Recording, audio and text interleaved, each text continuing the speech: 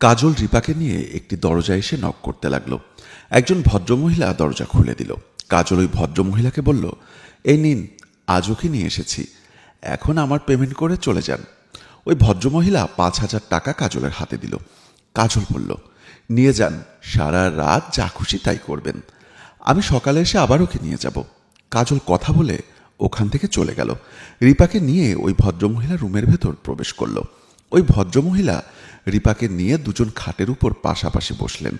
রিপা ভদ্রমহিলাকে বললেন, একটা জিনিস বুঝতে পারলাম না, আপনি মেয়ে মানুষ হয়ে আমাকে ভাড়া করলেন? আপনি কি লেসবিয়ান নাকি? দেখুন, আপনি লেসবিয়ান হন আর যাই হন, আমার তাতে কোনো আপত্তি নেই। আপনি টাকা দেবেন, আমি কাজ করব। নিন, যা খুশি তাড়াতাড়ি করেন, সময় নষ্ট করে লাভ নেই, সকাল হলে আমাকে আবার এসে নিয়ে যাবে।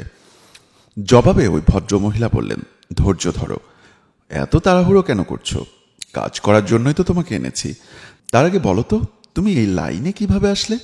দেখেন, আজাইরা পেঁচাল পাড়ার সময় নেই। আমি এই লাইনে কিভাবে আসলাম এ কথা আপনি জেনে কি করবেন? আপনি এনেছেন আমাকে ভাড়া করে, কাজ করবেন, টাকা দিবেন, আমি চলে যাব। এবার ওই ভদ্রমহিলা বলল, আমি তোমাকে ভাড়া করে এনেছি আমি কিছু প্রশ্ন করব বলে। তুমি শুধু আমার প্রশ্নের উত্তর দিবে। তুমি বলো, এই লাইনে কিভাবে আসলে? রিপা এবার মুচকি হেসে দিয়ে বললেন, আপনাকে কেন বলবো? আপনি কি সাংবাদিক নাকি? দেখো, আমি সাংবাদিক না, তোমার যত টাকা লাগে আমি দিব, তুমি শুধু একবার বলো তুমি এই লাইনে কিভাবে আসলে। এ কথা বলেই ওই ভদ্রমহিলা দুটো টাকার বান্ডিল বের করে রিপার হাতে দিয়ে বলল, এই নাও টাকা, আরও টাকা লাগলে আমি দিব, তুমি শুধু একবার বলো এই লাইনে তুমি কিভাবে আসলে। আপনি যেহেতু এত টাকা দিচ্ছেন, আমার বলতে কোনো আপত্তি নেই। আমার ভাই খুব অসুস্থ ছিল, আমি টাকার জন্য অনেক মানুষের কাছে গেছি, কেউ আমাকে একটা টাকাও ধার দেয়নি, সবাই নজর দিয়েছে আমার এই দেহর উপরে। আমি কি করব বুঝে উঠতে পারছিলাম না। আমার ভাই মৃত্যুর যন্ত্রণায় ছটফট করছিল, আর আমি দৌড়িয়েছিলাম টাকার পেছনে। ডাক্তার বলল অনেক টাকা লাগবে অপারেশন করতে।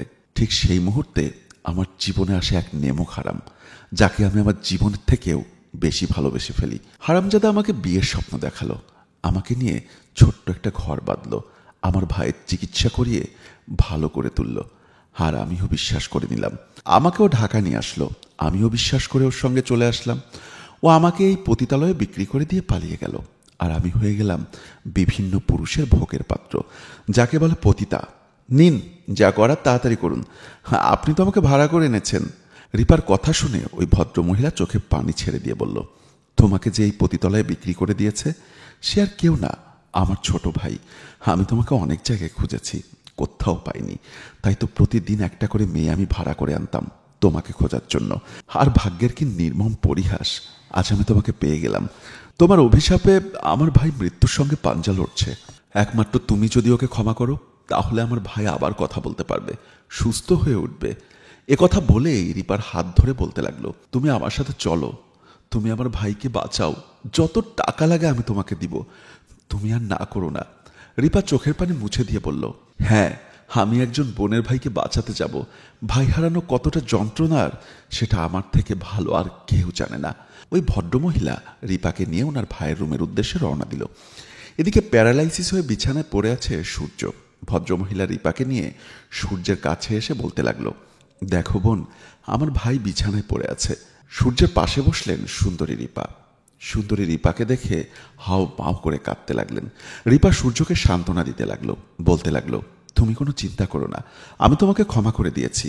আমি আল্লাহ তাআলার কাছে ফরিয়াদ করব, উনি যেন তোমাকে ক্ষমা করে দেন। তুমি তো তোমার পাপের শাস্তি পেয়ে গেছো। এভাবেই রিপা আবারও সূর্যের সেবা যত্ন করতে লাগলো। হয়তো একদিন সূর্যও আবার সুস্থ হয়ে যাবেন। বন্ধুরা, এভাবেই প্রতিটা অপরাধের শাস্তি আল্লাহ তাআলা এই পৃথিবীতে দিয়ে থাকেন। আমার এই গল্পটি যদি ভালো লেগে থাকে অবশ্যই লাইক, কমেন্টস এবং শেয়ার দিয়ে আমাদের সঙ্গেই থাকবেন। ধন্যবাদ।